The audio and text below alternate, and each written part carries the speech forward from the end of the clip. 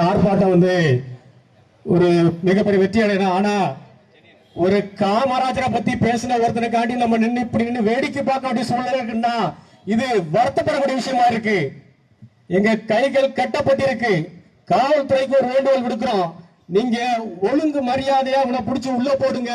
இல்லைன்னா காலங்கள் மாறும், காட்சிகள் மாறும். அந்த காட்சியை இந்த தமிழ்நாடு வேடிக்கை பார்க்க வேண்டியது இருக்கும். ஏன்னா நாடார் ஒண்ணும் சொந்த இல்ல.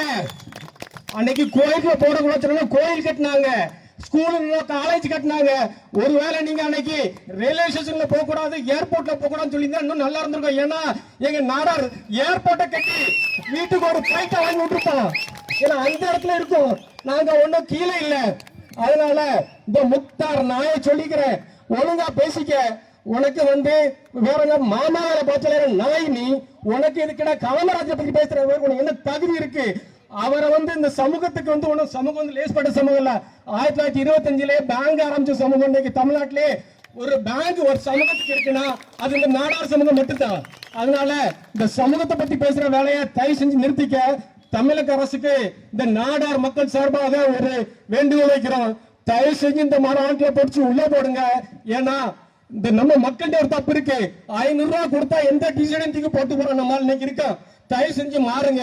வனத்துல மேய்ஞ்சாலும் ஏனத்துல அடையும் சொல்லி பழமொழி இருக்கு. அதனால நம்ம எந்த கட்சியில இருந்தாலும் சரி, நம்ம எல்லாம் நாடார்.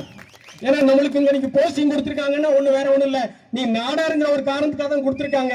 அதனால உங்களோட செயலுக்கு இனத்துக்கு ஒரு பிரச்சனை வரும்போது நீங்க எல்லாம் ஒன்னா நிக்கணும், ஒரே மேடையில இருக்கணும். இந்த பிரச்சனைய ஒரு நல்ல முடிவு கொண்டு வரல கண்டிப்பா அண்ணன் ராக்கெட் ராஜா அண்ணன் தலைமையில இதுக்கு ஒரு முடிவெடுக்க தெரிஞ்சு. நன்றி, வணக்கம்.